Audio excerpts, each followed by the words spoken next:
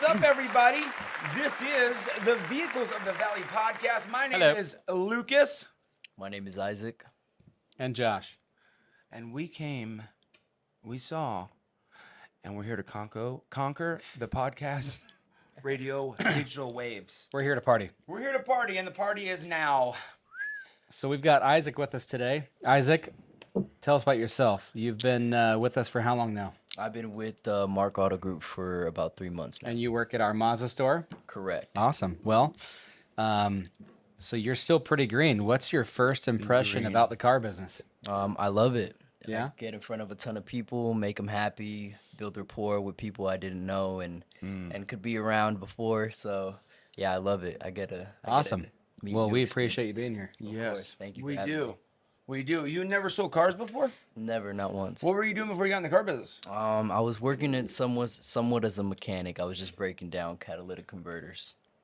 Breaking down as in... As in taking them off of Priuses and under your driveway. No. That's what I was getting at. I'm like, you mean like... He's kidding. He's that guy. I was not one of those. No. You were at a shop. At a company. Restoring the people's catalytic Did you take converters. catalytic converters off Teslas? Only a couple. No.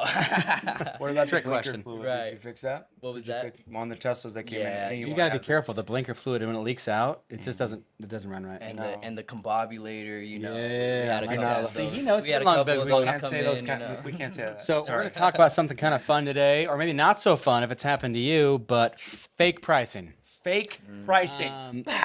You know, it's 2025. You'd think we'd be over this, but it's still plaguing the car business. It's exhausting. And it's exhausting. And well, and I just remembered, you actually have an experience that you're dealing with right now. Right in this very moment. Yeah. It's still happening.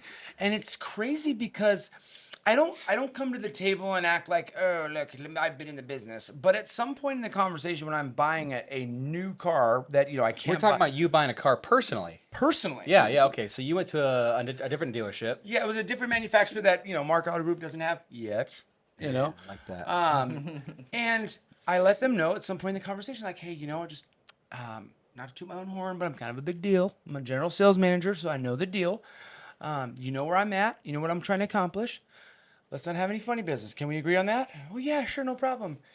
And they just started like the amount of nonsense that came out of their mouth about the pricing. I was offended on so many levels. I was like, hey, like, you're saying some stuff about ads and accessories that just isn't true. So they would not honor the actual price. You had to buy a certain amount of accessories to get the price. $2,600 worth of accessories. Wow. Something we do not do. We're adamant about it. In fact, and are we talking like wheels and tires? Are we talking like real accessories, like, you know, things that you can touch and feel, or what are we talking about? I still haven't figured out a way to touch and feel nitrogen, because that's what's one of them was. Well, that's actually interesting. I didn't even know that, but like nitrogen is one of those products listed on the FTC cars rule that hasn't come out yet, but like they consider it a product that has no actual value to the customer. Yeah. They're trying to outlaw dealers selling nitrogen or etch or certain products that actually, you know, don't have a value. Etch was another one. There was about 5 of them. And then the thought process with this, they said, Mr. Wilson, you're not actually paying for them. See, you're getting this huge discount of whatever it was, you know, a couple $1,000. And we are itemizing these accessories in lieu of the discount. So if, you know, I was to remove them anyways, everyone has to buy them. We have to be fair. Everyone has to buy them. So here's an itemized breakdown in the discount. I'm like, I don't know what circus number merry-go-round you're on right now. I don't want those things. They wouldn't take them off. Isaac, you've been in the business 3 months, but I'm sure you've worked with a couple hundred customers so far. Have you seen anything like this in your short tenure? Of course, yeah. People cross shop as it always is. People want to find the best price, and when it comes to working with us, we give them the best price up forward. Typically, they'll try to use it as leverage towards another dealership and just get caught off guard with a bunch of other fees, like you said, that are And not you've seen negotiable. customers though that maybe shop us, and they have a quote from their dealer with these kind of fees. Correct. Yeah, and they end up coming back. I don't know what the percentage is, but I feel like the majority, over half of the quotes we get where somebody's saying, hey, can you beat this deal, have accessories in it, or Yes. or some kind of requirement to honor the price, whether it's accessories, insurance products, finance products, or you have to finance with us. Like there's always some kind of string attached, right? So Which is ridiculous. it just seems like we would have gotten over this. Again, it's 2025, guys. So I feel like all this came about when, because the car business has been around a long time. Yep. But the internet turned it on its head, right? Yep. People became more educated about the car than most salespeople were. And so all these fail safes came into place for some of the old car guys and the way they did business. I mean, this is just my opinion, of course, but like the things that in my own experience that they were saying to me was the same stuff that was being told to my dad when he was selling cars 40 years ago. It's And this isn't a pot lot. This is a luxury brand, if I remember right. Yes, it was a Cadillac store. Okay. Ooh. Not saying where it was at, I'm just saying Cadillac. So this is pretty common. We see it all the time, which is why we wanted to talk about this today. big You don't have to deal with that. There's nothing that should be required. There is taxes, of course, title, license. Doc fee is mandated, meaning a dealer can't discount it for one person, not the other. So regardless of what their doc fee is, everybody has to pay it. Outside of those things, nothing should be required to honor that sales price. Nothing. Not insurance products, not extended warranties. No There's some way. great insurance products, 100%. but they're not required to buy a car. You shouldn't be required to buy nitrogen and tires Not in a million to have the years. internet price honored. That's just insane, and it gives us all a bad name. So That's it right there. It you know, sucks. we're competing with dealers like this every day. We don't do that. We have 3 big brands in the valley, but again, I think we talked about this in our last video. Put it to the test. Get a quote from a local dealer. Get a quote from us. I think you'll be pleasantly surprised. I mean, we're passing out quotes all day long because one, we know we have nothing to hide. We have absolutely no nonsense to feed the general public, and because I'm not gonna say everyone, but that there's a vast majority of these other dealers that cannot even comprehend what we're doing. They're like, this makes no sense. I don't understand. I'll come to see me first. Back in the day, I would say, see me last, so I can beat everyone's deal.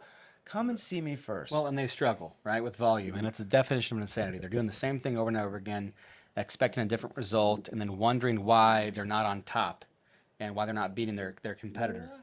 And, people are smart. People are not going to fall for this stuff. Yeah, I mean, right? Yeah, I Is it- agree. Yeah. Tell him. I agree. He said it strong. Guys, it's a real thing. I mean, fake pricing is a thing. It's been happening. So I want you to think about that next time you see an incredible deal. When you're shopping online and maybe the algorithm says that you've been interested in a Cadillac like me and you start getting all these ads, I want you to see those numbers. I want you to think of one thing besides this face and these faces. If it's not our ad, it's probably a fake price. No, I can't You know say what? that. You can't say that. We've talked about this before, but when you're shopping for a car, just call and ask for a quote. Just say, I want a written, computer-generated quote with my out-the-door number. And OTD. is that going to change when I get there? It's that simple. It's a great question. I think you'll find most dealers won't give you that written quote. They may give you something verbally. Don't fall for that. Most dealers won't give you a written quote. And if they do, hey, there's some straight up guys out there. I love them. I hope they all follow suit because we need to change the image of a car dealer. I mean, We'll do it. and that's the thing is that we're our uphill battle has nothing to do with selling products in any way, shape, or form, or the brand that we sell. The 3 brands we sell they're hot, they're popular, people are buying them left and right. The biggest challenges that we face on a daily basis is convincing the customers that we do have up front, like we are not those people. Because they've been abused. They've been abused, And yes. look, profit's not a dirty word. No. There's nothing wrong with making a couple $100 on a car. There's nothing wrong with making a commission on an insurance product. Okay, Yeah.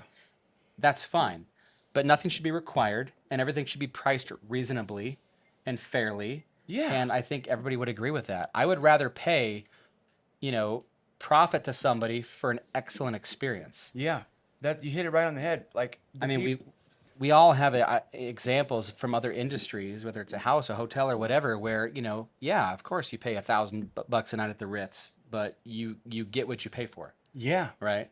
absolutely. I feel good when somebody's giving me the type of service that the profit margin is like If I don't feel like the profit margin is big enough, I've been known to tip people in a non-tipping industry because they did such a great job. I'm like, you know what? You earned this. There's nothing wrong with me giving you my hard-earned money because you gave me an experience that was worth every penny. This isn't enough. That's the experience I want to have with all of our customers, and that's what we try to strive for every day. We're about out of time, but bottom line is nothing should be required. Get a written quote, shop it, because if they won't, somebody else will. There's good dealers out there that will take care of you, that will be honest with you and upfront, and that's who you should choose to do business with. And maybe their price is a couple $100 higher, but it'll make a big difference. Look, buying a car is a lot of money. It's the second biggest purchase of your life. It doesn't have to be stressful. It can be fun.